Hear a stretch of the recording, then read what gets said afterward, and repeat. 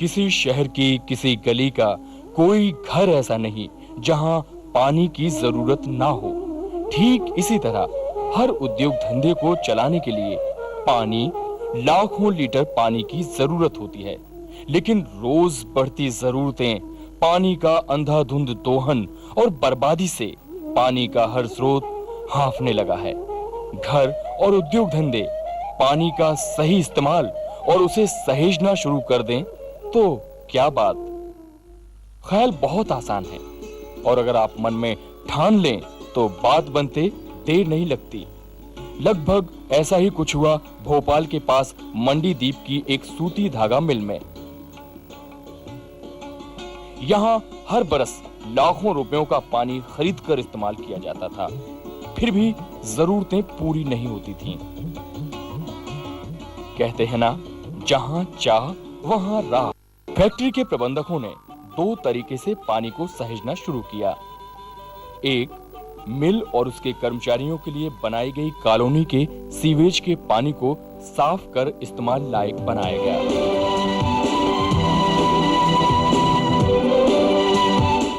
पहले उसे बाग बगीचों की परवरिश के लिए और फिर मिल के लिए। इस तरह से रोज 3 लाख लीटर पानी को रिसाइकल किया जाने लगा। लेकिन पानी की खरीद जारी थी। अब क्या किया जाए? फैक्ट्री के प्रबंधन ने सोचा, बारिश के पानी को इकट्ठा कर इस्तेमाल करें तो कैसा रहेगा। बात बन गई। 50 से 60 हजार स्क्वायर मीटर के इलाके में फैली मिल की छतों से पानी को इकट्ठा किया जाने लगा।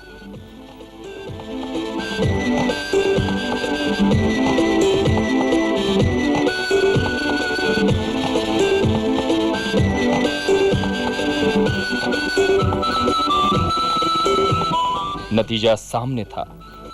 अब जमीन में पानी का जमाव बढ़ने लगा, ट्यूबवेल पर लोड कम होने लगा, बाग बगीचे महकने लगे, क्योंकि पानी की अब कोई दिक्कत नहीं थी और पानी की खरीद पर खर्च अठन्नी भी नहीं।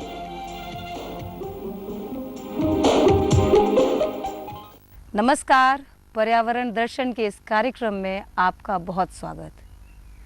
जैसा कि हम सभी जानते हैं कि ज़मीन में पानी का स्तर यानी कि भूजल स्तर लगातार घट रहा है। हमने हमेशा अपनी ज़रूरत के लिए जैसा चाहा, जितना चाहा, वैसे ही पानी को ज़मीन से खींच लिया, कभी ट्यूबवेल, कभी कुएं, कभी बोरवेल के ज़रिए। लेकिन हमने कभी यह नहीं देखा कि इसका अंजाम क्या होगा। तो सबसे पहले बात रेन वाटर हार्वेस्टिंग की। सीधे शब्दों में कहें तो बारिश के पानी को इकट्ठा करना और ज़मीन के भीतर पहुंचाना।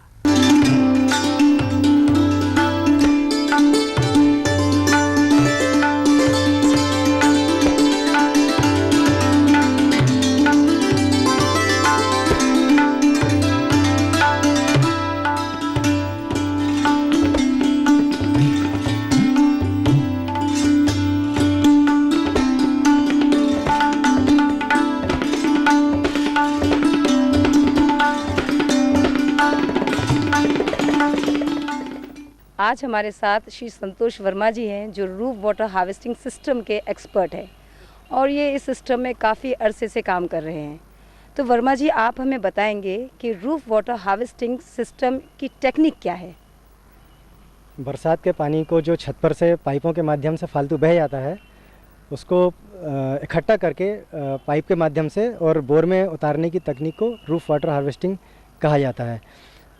हम अभी कुछ दिनों से जो है पब्लिक में इसकी जागरूकता काफ़ी बढ़ी है। लोग अपने संस्थानों में, घरों में और इंडस्ट्रीज़ में इसको इस्तेमाल कर रहे हैं। हम अभी एक ऐसे ही संस्थान में हैं जहां पर मैं आपको बताऊंगा कि इन्होंने रूफ वाटर हार्वेस्टिंग सिस्टम को अपने यहां पर लगाया हुआ है। हम एक संस्थान में खड़े हैं और यहाँ पर आप देख रहे हैं कि पाइपलाइन के माध्यम से जो है पानी को कलेक्ट करके फ़िल्टर और उसके साथ में बोर में जोड़ा गया है। इस तकनीक से वर्षा जल जो व्यर्थ ही बह जाता है वो सारा का सारा बोर में चला जाता है और इसके जो रिजल्ट हैं वो इतने प्रभावी हैं कि मात्र 1 घंटे की बारिश में भी सूखा हुआ बोर भी अगर है तो वो चालू हो जाता है। ये कितने तरीके से होती है? इसको roof water rain water harvesting के दो तरीके मुख्यतः प्रचलित हैं। पहला होता है सोख्ता गड्ढा, जिसको बोला जाता है, वो सरफेस वाटर में आता है, और दूसरा है roof top rain water harvesting.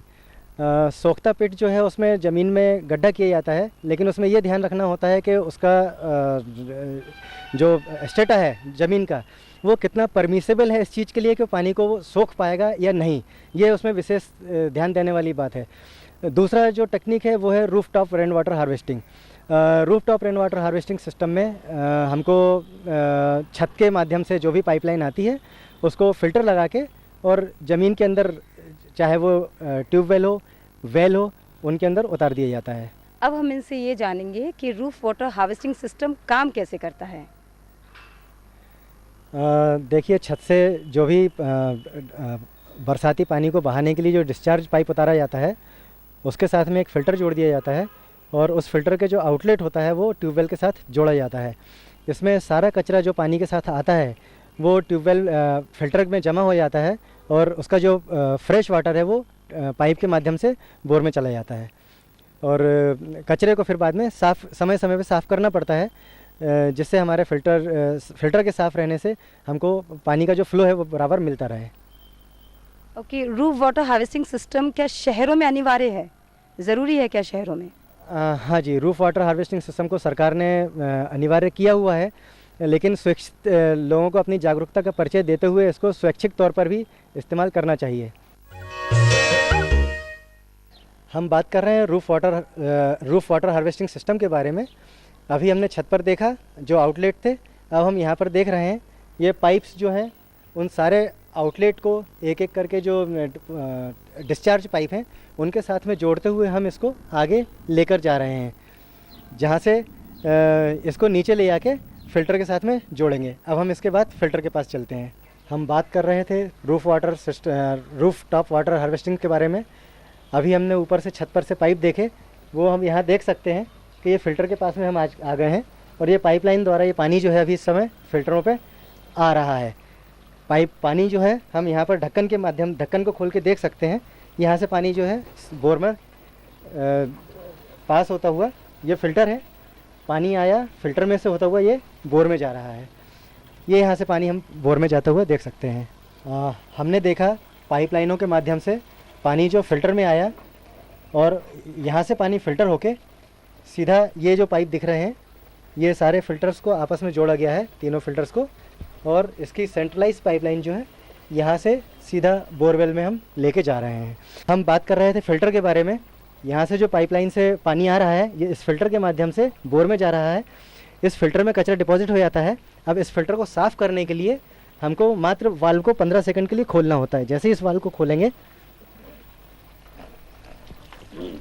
ये देखिए कचरा जो है यहाँ से बाहर आना शुरू हो गया। अब हम आ गए हैं फ़िल्टर के बाद में बोरवेल के पास में। हम देख सकते हैं कि वो पाइप वहाँ से जो आया था वो बोरवेल के केसिंग से जोड़ दिया गया है। सारा पानी पाइप के माध्यम से जो भी छत से आ रहा है वो इस बोरवेल के अंदर जाके, जितना भी गहरा बोर है 300-400 फीट, उतने नीचे जाके उसकी झीरों को रिचार्ज कर देता है। हम बात कर रहे हैं रूफ वाटर हार्वेस्टिंग सिस्टम के बारे में। तो वर्मा जी, आप हमें बताएंगे कि इतनी बड़ी इंस्टीट्यूशन में ये सिस्टम लगाया गया है, तो इसकी कॉस्ट क्या होगी? ये लगभग हमने छत इसमें कवर करी है 4,500 स्क्वायर फीट, और इसकी टोटल कॉस्ट आई है करीब 60,000 रुपये। इसको लगाने में कितना समय लगता है? इसको करीब 10 दिन का इंस्टॉलेशन का टाइम लगा है। हम बात कर रहे थे roof top rain water harvesting system के बारे में। जैसा कि हमने पूर्व में भी देखा था पाइपलाइनों के बारे में, और उसको ट्यूबवेल कैसे रिचार्ज किया था। अभी हम इस बिल्डिंग में भी देख रहे हैं कि यहाँ पर जो है छत से जितना भी पानी है, आपने देखा कि सारे पाइप जो यहाँ पर लगे हुए हैं उनके माध्यम से पानी को कलेक्ट कर सीधा फ़िल्टर में लेके आके और उसको ट्यूबवेल के साथ में जोड़ा हुआ है। जितना भी पानी छत पर आ रहा है वो एक एक बूंद पानी फ़िल्टर से होते हुए बोर में चला जा रहा है। सारा जो भी कचरा छत से आ रहा है वो फ़िल्टर में डिपॉजिट हो जा रहा है, और उसके बाद में जो साफ़ पानी है वो बोर में जाके बोर को रिचार्ज कर रहा है। इस पद्धति से फ़ायदा ये है कि जो भी ट्यूबवेल गर्मी के दिनों में मूलतः सूख जाते हैं वो सारे धीरे धीरे करके सूखना ख़त्म हो जाते हैं। इसका जो बहुत बड़ा इम्पैक्ट वो ये है कि अगर किसी भी कॉलोनी के अंदर वहाँ के जितने भी रेसिडेंट हैं अगर इसको 60% से भी ऊपर अगर उन्होंने सिस्टम को अडॉप्ट कर लिया तो उस पर्टिकुलर बेल्ट के अंदर वाटर क्राइसिस क्या होता है ये लोग भूल जाएंगे।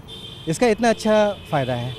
सामान्यतः जो इसको इंस्टॉलेशन के जो चार्जेस हैं या जो खर्चा आता है वो लगभग 3,500 रुपये से शुरू हो जाता है और फिर जिस भी बिल्डिंग में सिस्टम इंस्टॉल होना है वहाँ पर लगने वाले पाइप फिटिंग्स के ऊपर सारी चीज़ें निर्भर करती हैं। इसमें एक चीज़ का और ध्यान देना चाहिए कि पब्लिक से मेरा निवेदन है इस चीज़ को लेके, क्योंकि हम फील्ड में जब भी जाते हैं तो वहाँ देखते हैं कि अधिकतर सिस्टम जो है वो बंद पड़े हुए हैं। उसका कारण ये है कि वो टेक्निकली डिज़ाइंड नहीं है। केवल फिल्टर या वाटर हार्वेस्टिंग सिस्टम को अपने यहाँ इंस्टॉल कर लेने भर से ही पानी की समस्या का समाधान नहीं होगा। चलिए मिलते हैं इस संस्थान के निदेशक प्रदीप जैन साहब से। प्रदीप जैन साहब, आपका हमारे इस कार्यक्रम में बहुत बहुत स्वागत। आप हमें बताएंगे कि रूफ वाटर हार्वेस्टिंग सिस्टम आपने अपने इंस्टीट्यूट में क्यों लगवाया और उसकी प्रेरणा आपको कहाँ से मिली?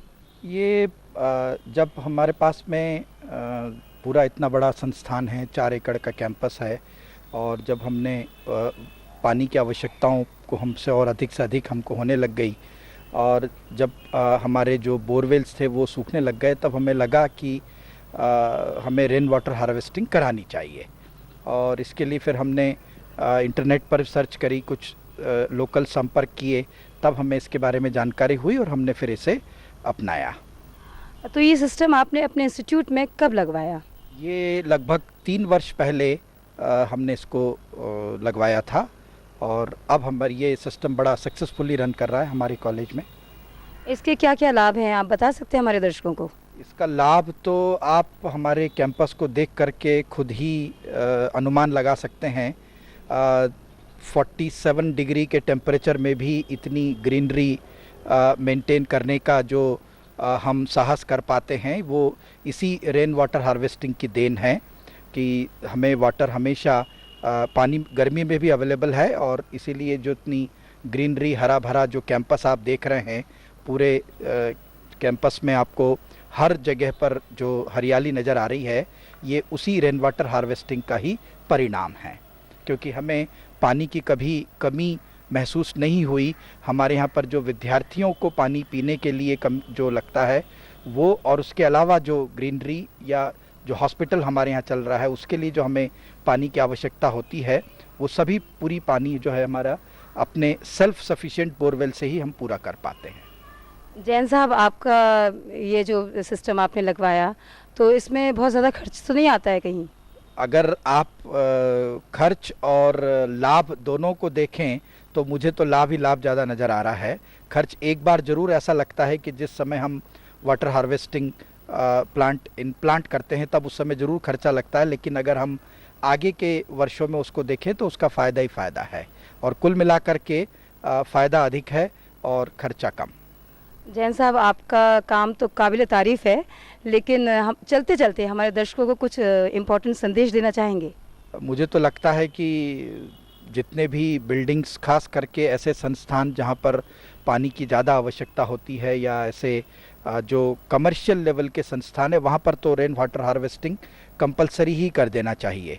और अगर स्व प्रेरणा से कोई करना चाहे तो वो तो और बहुत अच्छी बात है। कुल मिलाकर के rain water harvesting is a good thing, I feel. बहुत बहुत धन्यवाद आपका।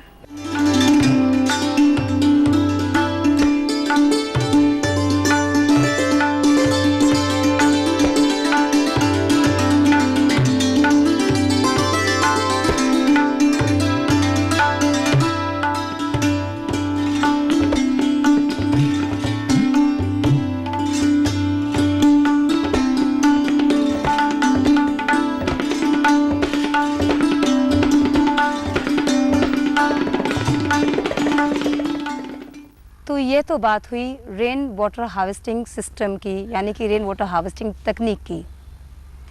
कहते हैं ना, जहाँ चाह वहाँ राह।